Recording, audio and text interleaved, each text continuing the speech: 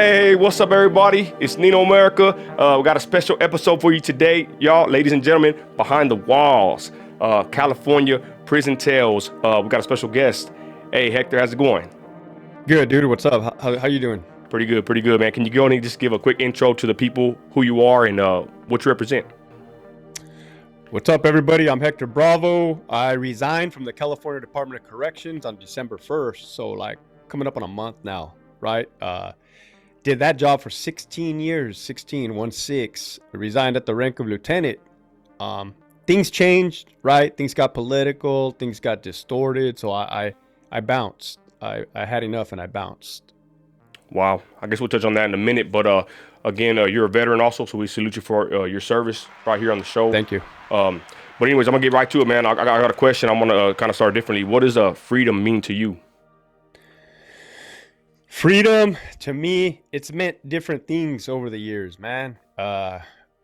Freedom now, when I'm 38 years old, means freedom of mind, peace of mind, right? Freedom of speech, freedom, and that's me coming right now, coming out of that career field, because you could, and I have in the past been a prisoner of my own mind, battling from PTSD and substance abuse and alcoholism. So that's what freedom means to me: being free, joyous, and happy. Wow, amen. Okay, so there's a particular situation happening in Cali. I've never seen this in my life. I'm from West Texas, and my I'm gonna be honest, my stepdaddy in and out of prison, my little brother, family, friends, whatever, and it always intrigued me, right, about the prison politic game out there. What is it about California with these gangs and how they have a stronghold on the people? What are your thoughts on the gangs? To be honest, I just want to interject this real quick before I go any further. I think of a cult. I think of tribalism. What is it about the gang culture in California? Can you touch on that real quick? Yeah, when you said tribalism, it's more of a tribalism than a cult. A tribal as in that's all they know. And this is comparing to other states, what I've seen on YouTube, because I don't know how other states get down. But here, it usually starts, you're grown into the hood, and their fathers, their grandfathers, their uncles, it's like a lineage. It's a lineage of that life, so it's not there. I'm not saying that they don't have options, but their options are extremely limited, especially if you're growing up in the hood, so what are their options? Their options are to join a gang for protection, right? They're seeking that family. If you got your family members, your blood family members locked away, you might want to tribal, like you said, seek after that nurturing. And these gang leaders, they know that, man. They prey on that. They welcome it. They'll show you one side of the house, bring you in, kind of like a wolf's in sheep's clothing. And before you know it, you've already thrown your life away and doing 25 to life.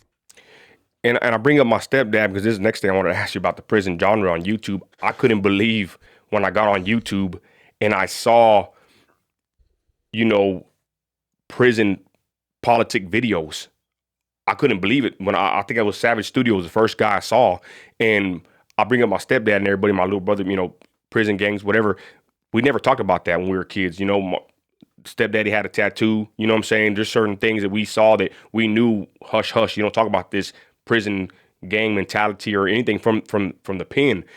What was it about the prison genre that it shock you to whenever you seen people on YouTube making videos about prison? Because I'm telling you, it was very shocking when I saw people just talking so blatant about prison and the politics. It was wild. Well, I grew up in the 80s, man. Well, I was born in the 80s, so grew up in the 90s.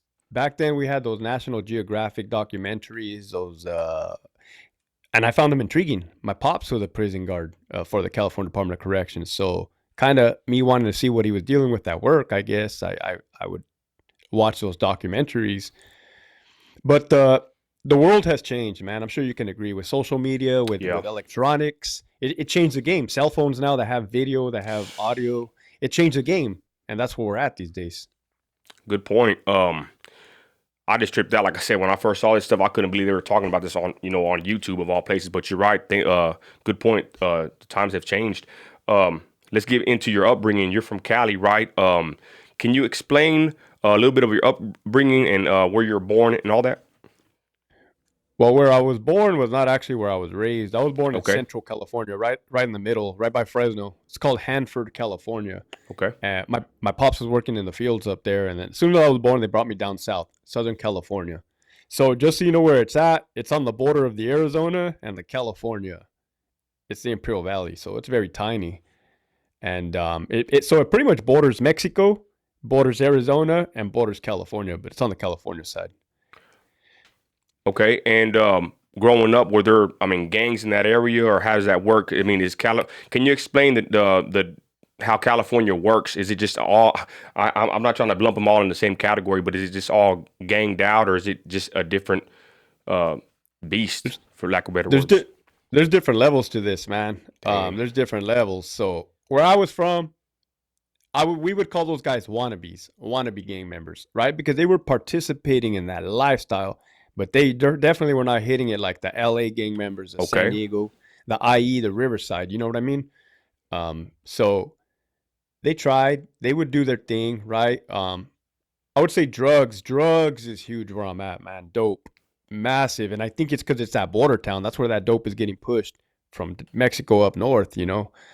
So that's why I left at a young age to the military because you're either gonna get in trouble, do drugs, or go away to the military.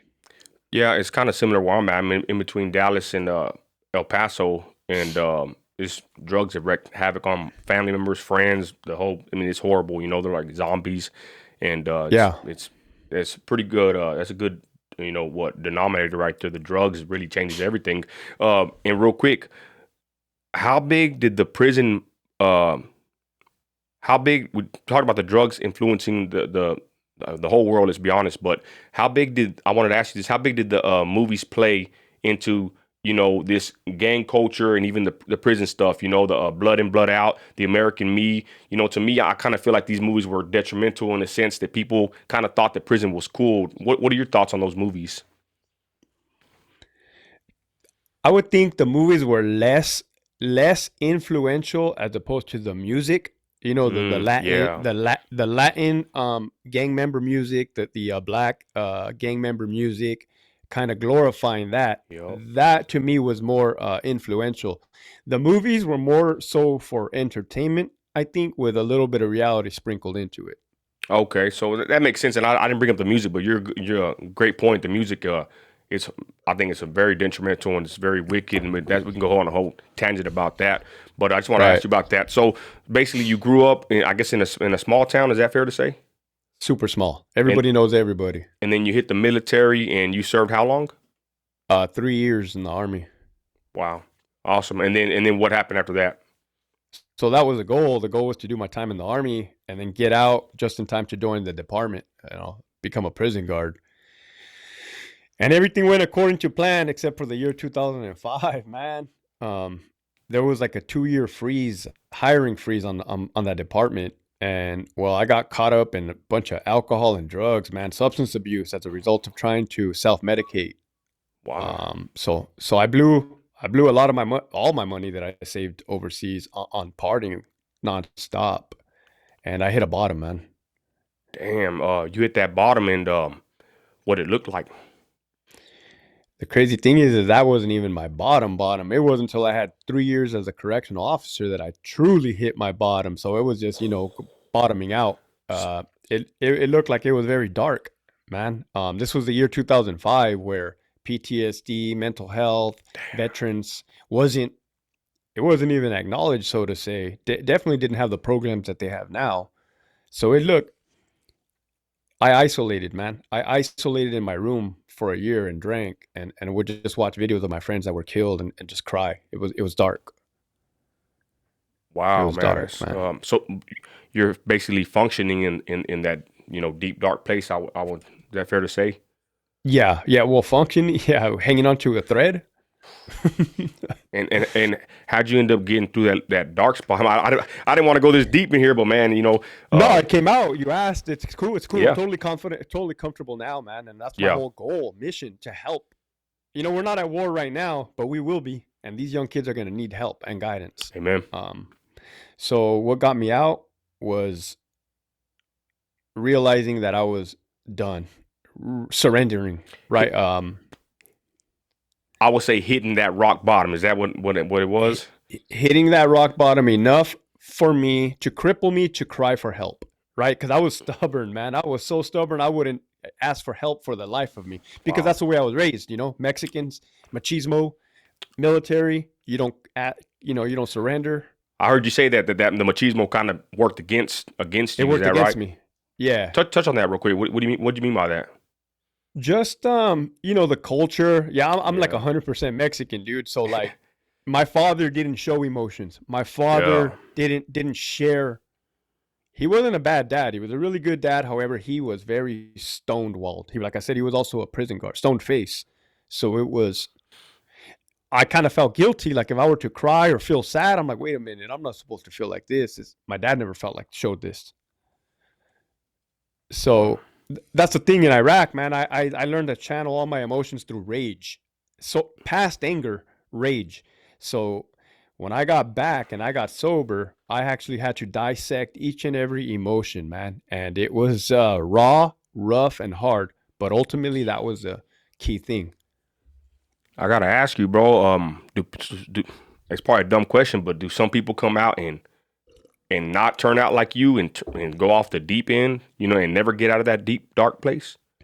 Yeah, I had a friend kill himself, man. 2 years ago, my good friend Jeff King from Philadelphia, and that's just one. There's so many. I'm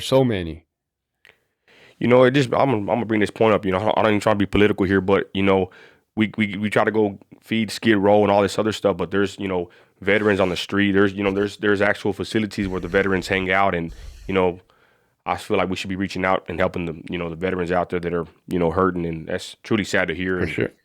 It's a messed up deal. Wow. So to continue the story, you go ahead. You're in that deep place, and I heard on another prison podcast with another gentleman saying that basically getting a job, doing what you do, being a prison guard pays good. That's what everybody kind of wants to do. Is that kind of what had you trying to do it? And then you said there was a freeze. Touch on that and go ahead. Yeah, they make bank. For sure, we were making bank, man. Making bank, dude. But towards the end, for me, the juice wasn't worth the squeeze.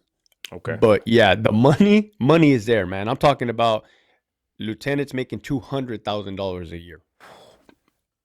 Man, that's. But you got to realize. Though, you're living at that prison now. You're rarely coming home. That's why I want to talk about being like basically locked up too. You're there with me. Yeah. Right. So okay, we'll continue down the story, man. Man, this is awesome. Pretty good stuff right here. So you're in the deep place. Why is there a freeze on the hiring? What was that about? From time to time, that would happen. I think it's because they were getting too many applicants at that time. Not anymore. We're hurting now, just like every other law enforcement agency. Why? The political culture. The whole in the media's eyes, the whole cops are bad. The whole mayor's throwing their police officers under the bus, chiefs, stuff like that. It's just a culture. That's what this guy said. This guy said that basically when it was easy to get hired in at one point, and then after a certain point they would put the freeze on it, and they made it more harder to get accepted to being a prison guard. Did you see that occur also? Yeah, it's still the process. It's going to be like almost a year process, the hiring process itself, from the time you do the written exam to go to the academy. And real quick, I wanted to ask you, what is the difference? My producer was sending me info about how prison is high money, right? Big money, the prison industrial complex, however they want to call it. But what is in California? I'm sure it's different from every state, I would guess. But what is the prison system? Is it private? Is it federally funded? And what is a prison guard? What is their actual title? You get what I'm trying to say here? Cool. So where I worked was the California Department of Corrections. That is state. So the state of California, that's who we're funded by. I guess the taxpayers, right? So Gavin Newsom, our governor, he pretty much has overall say. And who we get, our clients, you can say, our inmate populations, they're the ones that commit a felony out on the streets. So let's say they commit a murder. right? The first process is they're going to get arrested by the police officers on the streets. Then they're going to get taken to a county jail. They can stay up to they switched the game. They flipped the game not too long ago. It used to be you could only max out like 2 years in county jail before you got put on a bus to a prison where we are. But with all this overcrowding and all these different laws, I think it's dudes are now staying 10 years in county jails, which they were not prepared for that. Think about it. If you're only prepared for 2 years, imagine having to hold these offenders for 10 years. And what about the offenders? I mean, would they rather be, shipped up to prison or stay in county? Well, it's almost like a revolving door, man. So it's like the same kind of clients, the same inmates coming through the system. So prisons are violent, man. Prisons are where, not to say jails are not, but prison's a whole nother level. So that just meant the jails got that much more violent. The jails started becoming the prison environment. Wow, that's pretty interesting. That's just a little info. 2 cents of information right there. Awesome.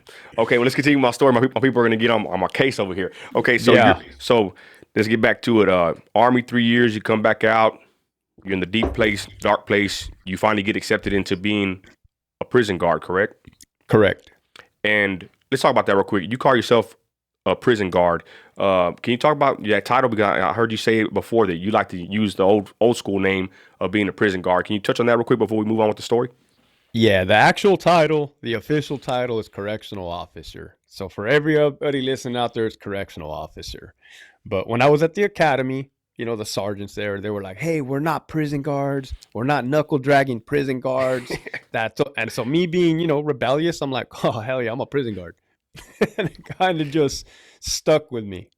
And some people take offense to that, but yeah, it's all in good fun, man. I'm not, And it's kind of funny. Your channel's called the Prison Guard or that Prison Guard. Is it the Prison Guard or that Prison Guard? That Prison Guard. Yeah, I got it correct here. But that's genius because it's the most simplest terms are what really work in this day and age. So I really that's a pretty interesting title. So okay, so you're in the deep dark place and you say you get hired, correct? Can you continue with the story? Go ahead. Yeah, man. I get hired. I touched down at Centinela State Prison. So not at the prison I ended up resigning from. This was a real deal shit that you watch on TV and movies, general population, level 4s. Level 3s. Can you touch on that real quick? Because most of my people really don't know about this kind of stuff. I'm kind of going from a certain range to here. What are the levels in prison? And we're going to talk about the yards too, because I want to let them kind of catch up to us. Go ahead. So to simplify, there's 4 levels. Level 1, which is your lowest offenders. Some of those trustees, you would call them. Sometimes they were out in the community, mowing the grass, picking up trash at the park. That's your level 1s. Your level 2s is one step above that, a little bit more secured. Your level 3s is when you start getting gun coverage. You have to have tower guards with weapons. Mini 14, shoots a 223 round. And then level 4 is when you got all that razor wire, you got extra fences in the middle of the yard separating these inmates, and it's extra double gun coverage. And these are the bad dudes. Wow. Okay. Let's continue on the story. I want to explain some more things for the viewers. But so you get hired in and you go to the Centinela, correct? And correct. You're still in the deep dark place. Is this right? Yeah, but it changed. It looked different. On the outside, it looked like I had my shit together. Wow. Although I was still drinking, that's what it looked like to me. Like, that's what it looked like to outsiders. Oh, look at this young kid. I was 22 years old. He got his life together. He got a great career. Yeah, he's partying, he's drinking, but he's making a lot of money, so it's normal. But it was not normal internally. And I was going through. Yeah, and I can kind of relate because I'm from the oil field and same kind of thing. You can function and make a lot of money and look good on the outside, but be a straight mess. So continue. So you went to that prison, and what happened next? I got introduced to the prison, getting tested. I got a couple videos on my channel getting tested by these level 4s. They want to see what you're about. And a lot of incidents, murders, riots. The riots were a trip because you got like 200 people fighting each other. So kind of like the movie 300, stabbing each other with weapons, shanks. Wow. And so what ended up ultimately happening, man, is I ended up crashing my truck and totaling it. And then that's when I hit my bottom. Mm. My fiance at the time, she's my wife now, but she was gonna leave me, man. She was gonna leave me. My family had turned their back on me. I was about to get fired as a result of my behavior, and it was just all bets were off, man. I had to go to the VA to seek out help and treatment. And so that's what helped straighten you out there. The VA, yeah, I was very fortunate. I had made a couple trips to the VA prior, didn't really work out. A lot of people have complaints about the VA, but I thank God that when I went back, it stuck. They were able Wow. to help. And then what happened from that point? That's when my journey began, man. That was 12 years ago. So now I got 12 years of sobriety. I got married. I got a I promoted to sergeant. I promoted to lieutenant. And yeah, I got a 4-year-old daughter. And that's what really helped, like, I guess, straighten you out there. Yeah, that and seeking a lot of therapy, man. I sought a lot of therapy at the vet center, at the VA. I never stopped. I never took my foot off the pedal, as far as tr- getting better for myself, getting my mind right. Okay. And your run from you ended at what time on your career with the prison? I ended on December 1st of this year, man. So like 27 days ago. Oh wow, that's pretty recent there. That's super recent, man, and it's very rare. Nobody does that. Nobody walks away from that career, no matter how miserable they are. And believe me, people are miserable there. And, okay, well I guess let's get to the next subject. Why did you walk away? So the game changed, man. Like I I grew up in the army with leaders that did give their life for me, leaders that did give their life for people. That's the ultimate sacrifice. That's the ultimate showmanship of leadership, right? Then I come to this prison and this department, and these managers were selling their souls to the devil, man, throwing you under the bus, stepping on you to get to the top, retaliating, making stuff up, and I couldn't Wow. stomach it. I couldn't stomach it. So that wasn't even it. I I dealt with that. I dealt with that, and I even went against the grain, which is, it's not my style to put paperwork on people. That I never got down like that. I would rather talk to you one on one to see if we can solve the problem. But eventually, I ended up, filing on these people, and it went nowhere. It went absolutely nowhere. So then that's when I realized how the system was. Like they look out for each other. I don't want no part of this anymore. Um, so a combination of that, and ultimately was my daughter, man. My daughter, I saw something in her. She's 4 years old. And I was very, that's the tripped out thing. I thought I had my emotions under control as far as work and home balance. I thought just because I'm not coming home and kicking the dog and slamming doors, I'm doing good. But I was very short tempered. I was very silent. I was very cold. And I knew I could be a better father and a husband than what I was doing. Wow. Well, man, thanks for sharing all that. It's pretty amazing. Pretty awesome. And I'm glad you made it out. Were you nervous about, like, just getting out the game? Just Bro, yeah, dude, it's life altering, life changing. I can only And think imagine. about what's happening right now. What do they call it? A recession right now. You got gas prices at $7, $6. I Ooh. got a 4-year old. Like, you know what I mean? My house is like, it's like 3 times the price it's supposed to be. So what I did was a risk, calculated risk, I would say, because I just didn't walk away blindly. Kind of got my ducks in a row, Yeah. starting my YouTube channel, uh, my social media. Um, that's what I told my troops, because I was a lieutenant, so I had sergeants and officers under me. When I told them I was going to bounce, they were kind of upset about it, and I said, look, man, I cannot help you in the. If I stay in here, I cannot not help you anymore, man. I've given it my all in here. I need to leave. I need to leave. Trust me, I'll be able to help you on a grander scale.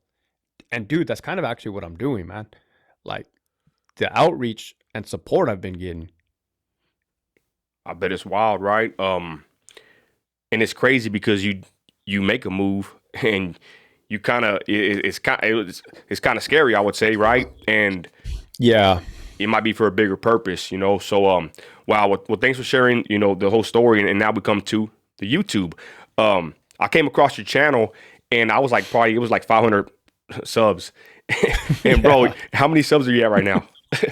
Let's I don't know, go. 3,000, 3,200 or something Hey, overnight. hey, I'm gonna tell you something real quick. I'm a content creator. I'm a trucker. I own my own trucks and everything, and but I'm a content creator, like I said, and that right there is this, ladies and gentlemen watching this stuff right here is like a, I want to say overnight success, but what those numbers are phenomenal. You know what I mean? They're just they're so you got something big, and I told you before we went live here, I think you're probably going to hit 50 to 75K this next year. That's just what I predict by looking at the numbers, the quality of the content. You know, it's raw, real.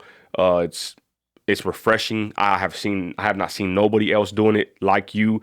There's prison channels. What are your thoughts on the prison genre? Why are so many people so infatuated with prison content? Because even me, you know, I'm a Christian. I'm a hardworking individual. You know, I don't break the law. I don't go to jail no more. But for some reason, I'm always checking on the prison channels. So what do you think it is about the prison content that they put out there that people are so intrigued by it?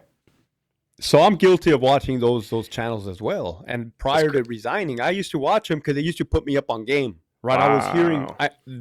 the names that they were saying. I knew who the individuals were, so I'm putting two and two Wow. together. That's what I did it for knowledge. But so funny what you're saying, dude. Because prior to me talking about prison, I was talking about like my PTSD, leadership skills, and I saw ain't your nobody videos. trying to watch that. I saw your Ain't I was videos, telling bro. my They're friend, pretty I good. was They're pretty telling good. I was telling my friend, like, dude, I'm over here trying to teach leadership, and ain't nobody trying to hear that. He's like, nah, man, prison is where it's at. Yeah, clearly. Why do you think that is?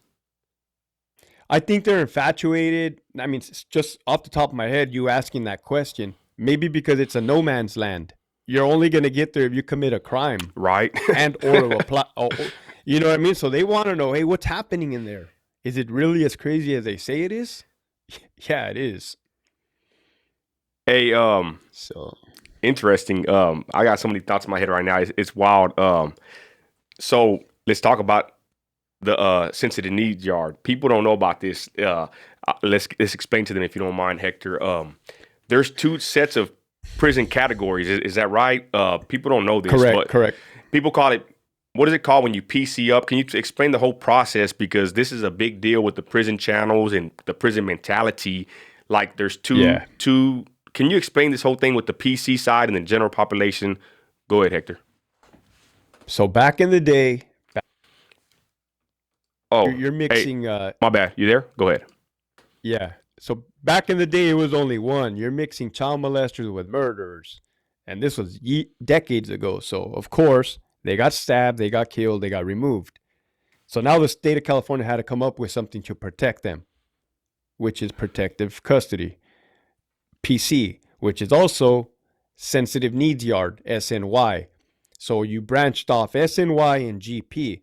The problem, this is where the problem occurred, right? And now California is scrambling to undo that mess, for lack of better words. You now have more inmates on the SNY side than you do the general population side because they just jump ship. Let's just say you're an inmate on the GP, you ring up a drug debt, right? And you don't want to pay it. You can just tell the guards, hey, I'm scared. I can't be here anymore. And you bounce. Okay, real quick. Where do you bounce to? Is it a different facility, or are these yards in the same grounds? They vary. Different prisons can and do have general population and SNY needs yards at the same prison. So yeah, to answer your question, you could easily go from one yard to another in the same prison. And how do the prisoners look at people that PC up and go to the sensitive needs yard with the child It's molesters and frowned the up,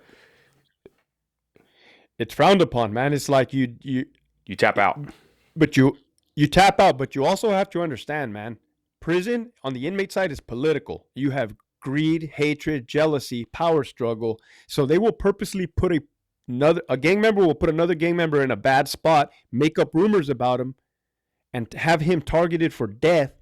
And that person now doesn't have a choice. He has to leave because he's going to get murdered for nothing. He didn't do nothing wrong. Wow. They smutted him up, right? So you have those individuals that land on an SNY yard. And I recognize that. I didn't treat them less than. For the record, I didn't treat anybody less than. But you know what I'm saying? They're not, to me, they're not in the same category as a child molester or a rat. They just got did dirty. Yeah, so it's wild because everybody talks about this. I mean, I even seen the prison channels, like they even get mad if someone interviews someone that's PC or a rat. Like it's even spilled over to the YouTube yard where, and you notice that too, bro. Like you can't even do interviews with certain people because then like the whole community will shun them. But well, the culture changed, man. Like back in the day, like I said, back in the day, I'm talking about maybe 20 years ago, if you defected, right, that's what they call it, defected from your gang and went to the SNY, you could not return to your neighborhood. You could not return to, because they were going to get you, right? In essence, you dropped out.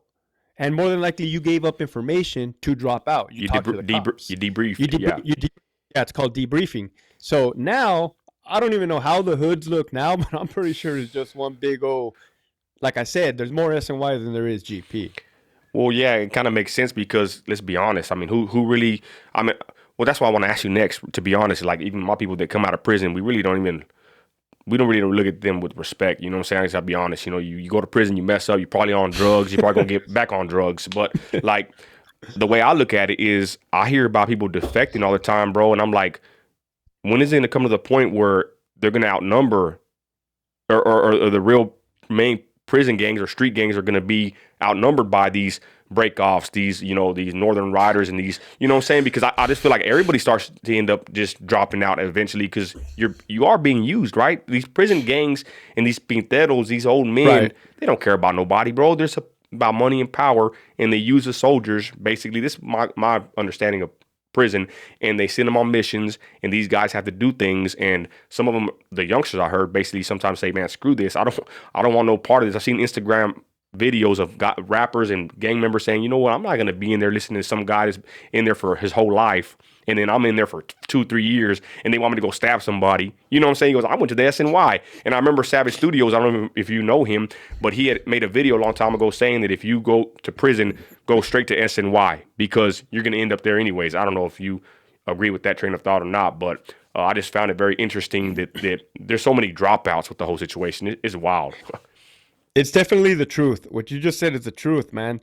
You can come in on having 4 DUIs. Guess what? They're going to hand you a knife. They're going to hand you a prison weapon. And they're going to say, you and this other homie are going to go stab this guy. Okay? And they don't care. If you tell them no, they're going to say, okay, don't trip. You're going to be targeted you're going to get stabbed next. Very shortly, you're going to get stabbed next. So there would be times where inmates would come up to us and say, hey, I have a weapon on me. They want me to stab somebody. Wow. So we'd have to put them in handcuffs and we have to remove them. You know what I mean? Because they made that choice. Like, hell no. Well, that's wild, bro. There's so much we can talk about. That's crazy. I mean, but let's be honest. That's what they sign up for, right? I mean, it's expected. I mean, back to the gangs. Can you touch on that, on how it works? 'Cause for the people that don't know nothing about this, how's the prison gang, the structure, the factions? Is it racial? Can you touch on the prison gangs and the culture in prison, how it works? So you have, let's just say 4 at the top, right? You have the Mexican mafia. They're in charge of the Southern Hispanic Mexicans. You have the Nuestra Familia. They're in charge of the Northern Hispanic Mexicans. You have the Black Guerrilla Family. They're in charge of the Black inmate population. You have the Aryan Brotherhood. They're in charge of the white inmate population. So when I say race, that means that race all the way down. It doesn't matter on the streets. Those individuals are enemies. Like, so if you're a Southern Hispanic inmate and you're from LA and you have a beef with another Southern Hispanic gang, when you go to prison, you're following under that same umbrella. You're now allies. Even if they killed your best friend, right? Correct, man. That's a trip. I never understood that, but that is 100% correct. Wow. Even if they killed your family member. That's I just trip out on all this, man. I'm just glad that I'm not in prison. You know, I'm grateful when I got locked up and I learned my lesson quick, fast. But wow, that's very interesting. All right, so let's get to the next couple of subjects at hand. Let me get over here. My bad. What is prison like? There's a smell. There's an aura. When I went to jail, I felt claustrophobic. When you're in there, can you explain to people what it's like on a day-to-day basis? It's like despair.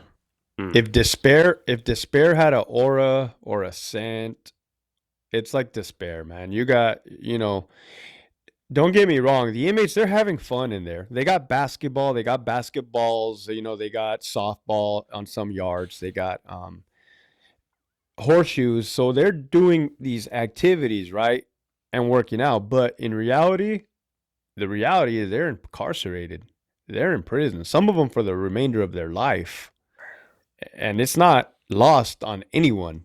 You know what I mean? Like it's the housing units has a smell to it. If you go to the administrative segregation, that's like the jail inside of the jail. The hole is what people call it, ADSIG. That's if you got a bunch of crazy inmates in there, they're banging on that door all day long, man. It's loud. It's metal clanking. It's inmates screaming. It's I didn't like working in there, man. It was just too much for my head. Like gave me a headache. But it's constantly looking over your shoulder on both sides. Whether you're a staff member or an inmate, you got to look over your shoulder. You just never know when. Did you ever feel like you're locked up? I mean, going to prison every day. Did you feel like that, or you didn't feel like that? You're so close to the action, you know. You know what I didn't like, man? Because you can't take your personal cell phone in there because it's contraband. You can't take like Oh, tobacco. You can't take tobacco in there. So what I didn't like was being not ostracized, but you know what I mean, like distant from the rest of the world. wow. When those That's doors lock behind you. I never heard nobody say it like that. Like you're basically cut off because you can't have your own phone. What the hell? Damn. Well, You can't. You can't. in that case, can you ask a prisoner for a cell phone? I mean, nowadays I seen them They guys got. doing. They got them. Yeah. What's the whole case with that? I see prisoners doing lives, making videos. I'm like, man, report these guys on TikTok. They got freaking phones in the cell and they're walking around on the phone.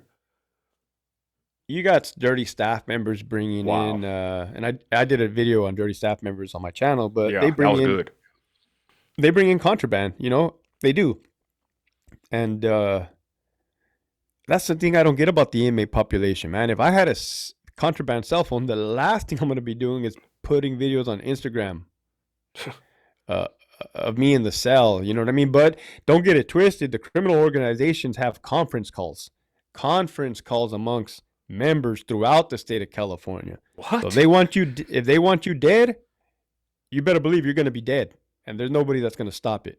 Basically, they can get on the phone. You hit a yard or something. They're gonna run your make, or they're gonna figure it out pretty quick, right? Is that how it works? Remember back in the day, they used to call them kites. It's like a little note with a Yeah. little tiny micro writing. Well, gone are those days, man. Now they have cell phones, Wow. and it's instant communication. So yeah, if a wrong person touches down on a yard, they're done fast. What is your? And Go ahead. it's prison, man. Like we as custody staff cannot stop every single weapon from being made. We cannot discover every single weapon that's out there.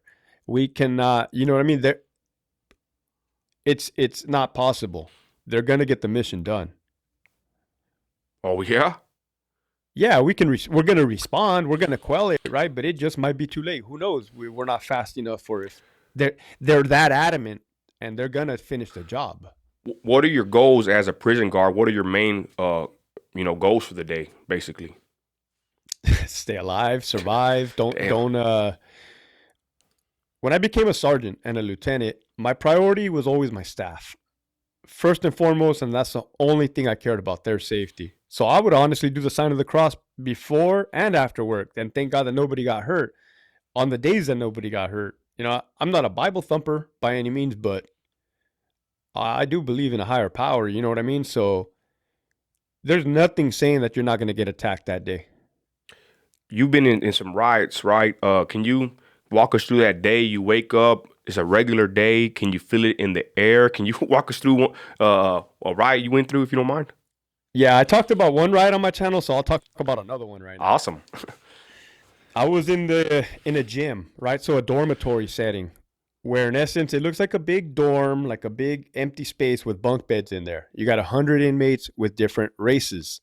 Um, you have a podium area with on a normal day 2 officers on the ground, 1 officer in the gun post, which is like a catwalk, a metal catwalk that goes from one side of the building to the other side.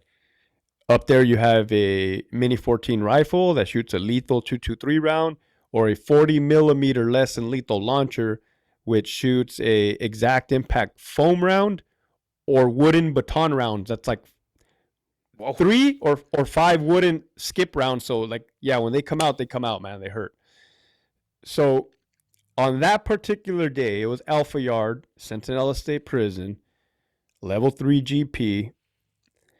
They had 4 officers on the ground because of all the staff assaults that were happening that month.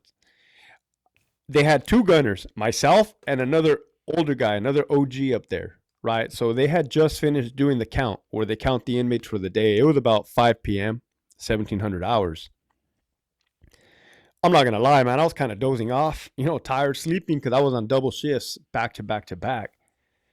So then I just hear my partner yell, "Oh, shit." Oh, excuse me. I don't know if you can cuss or not. It's all good. Free speech. But then I heard like banging, clanking, right? So I jump up, grab the 40 millimeter. I look down. Yeah, the blacks and the Mexicans were going off on each other.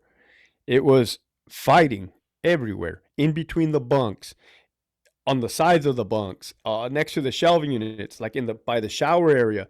In the back, there was a back row. We called it crack alley because we couldn't see past the catwalk over that last bunk. That's where they would smoke cigarettes, tattoo, fight.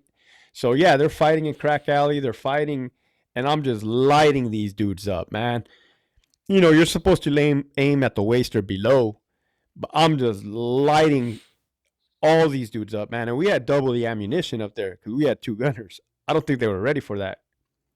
And I remember my initial thought when this is happening is like, man, this is cool. Like, they're not shooting back at me right now because I was used to Iraq. So yeah, we lit them up, and eventually the responding staff came on the ground. They opened the doors, and my friends were down there. They were like, "Bro, we couldn't even run in because all the rounds that were just bouncing around all over the place."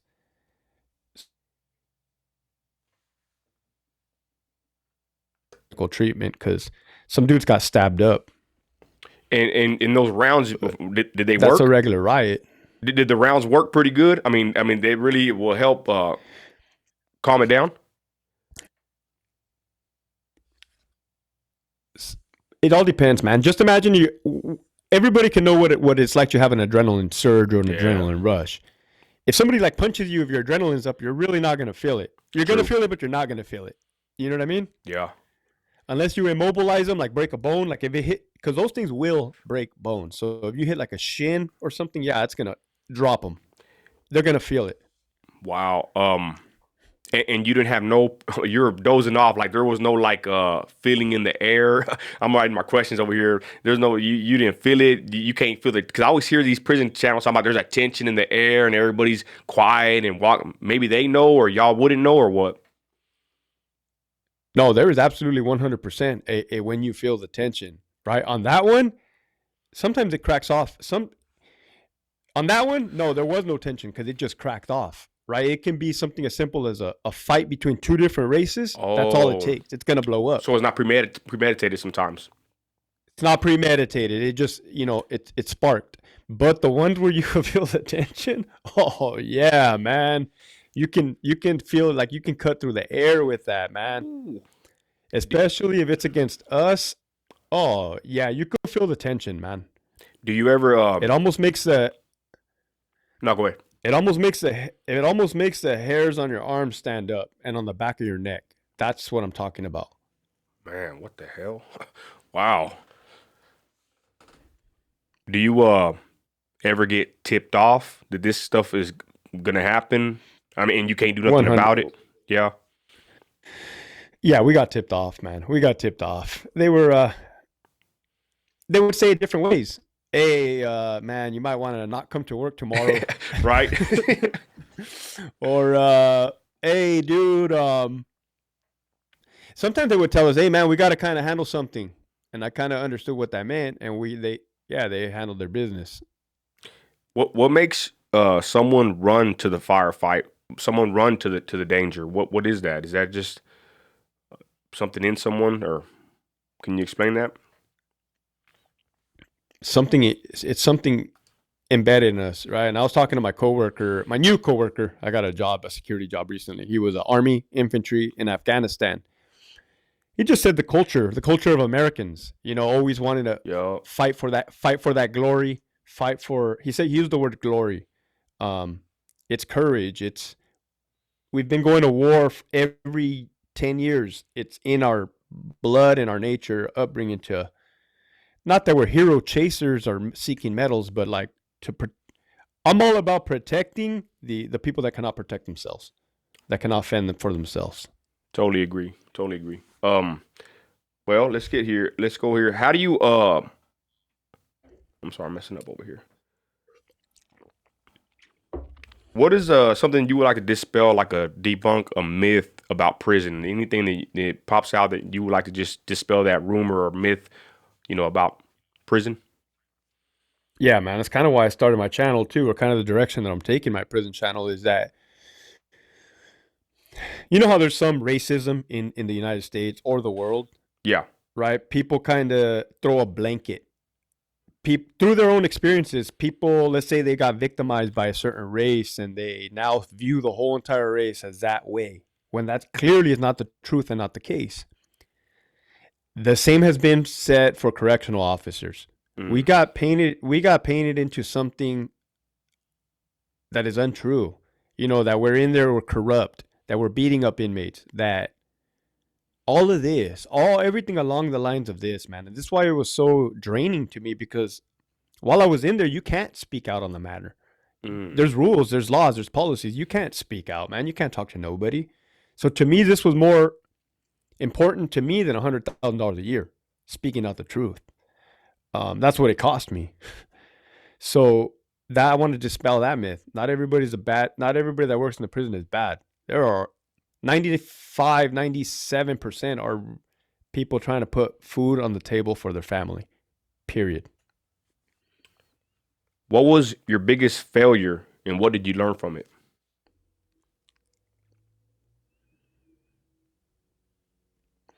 My biggest failure was just getting all wrapped up into like the gossip, into like the whole living the fast life of a new CO. You know what I mean? Going to those parties, intermingling, and just getting that wasn't beneficial. That wasn't beneficial to my wife, my future. So I learned all those lessons the hard way. I got involved in things I shouldn't have got involved with on that aspect. What's one thing that you wish you would have known, starting out on this whole journey? What's one thing you wish you would have known beforehand? I wish I would have known the corruption goes all the way to the top. Mm. Man, I barely found that out. Call me naive, call me blind, call me dumb, but like I didn't see it until I saw it, and I was in shock. Wow. I was appalled. And my term of corruption, man, is not to be used loosely. It's like if you're at a certain rank or you're a certain position at the top, you're obligated to act ethically, morally, hold values. Because if you're not, then that's corruption, man. If you're targeting people and retaliating and creating hostile work environments, then that is corruption, especially when you're burning us at the bottom for less. Wow. That's why, dude. So there it is right there. The truth. Let's go. One more. If you had any advice to give any young CO or someone coming into the game, what would you tell them right now? Okay. Work and home, right? Your priority needs to be on home. Okay. Mental health, right? Your priority needs to be on mental health. Do not lose yourself in the title, the position, the job. Separate the two as much and as hard as you can. And I know it's hard and I know it gets blurred. Trust me. But you need to understand that that job is solely a paycheck. Solely. Do not get involved in the politics. Do not get involved in the gossip. Do not. and learn policy, right? Because when you get in trouble and when you go under investigation, policy is the only thing that's going to save you. CYA. Correct. And document everything. Yep. I guess I got one more. What does tyranny mean to you? Tyranny to me means kind of like a dictatorship, kind of like Saddam Hussein, like a tyrant, somebody forcing their views, forcing their way upon you. And that's also something I endured in my job the last 2 years under a certain warden and administration. Wow. I mean, my sister-in-law died of COVID, my wife's sister, and his response was, "Oh, bring me verification that actually happened." So, you know what I mean? Like, that's just wrong, man. That's wrong. And, Sorry to hear that. Yeah. So you want to talk about like that's what tyranny means to me, where they suppress you so much, you're like beaten down and your voice cannot be heard. It's heard now. Wow. Well, that's what we're going to get into, ladies and gentlemen. It's that prison guard. Hey, we went down a good little path over here, bro. It was good. Right quick, is there anything else that I didn't get to touch on that you want to go ahead? You have open platform. Say what you was on your chest right now, bro. Let it off. Yeah, I just want to thank you for this opportunity, man. I'm new. Like I told you, I'm new to this entrepreneurship. I'm new to this business lifestyle. I'm new to this opening myself up to social network, becoming vulnerable on social network. Yeah. So this is a journey, and it feels right. It feels right in my heart. That's how I know I'm doing the right thing. Nah, I mean, I commend you, Hector. I think that you're going places. Your channel is awesome. It's doing numbers. Hearing this side of you right here, I mean, I got a whole nother understanding of you and your journey, and it's wild because, like I said, I'm in Texas.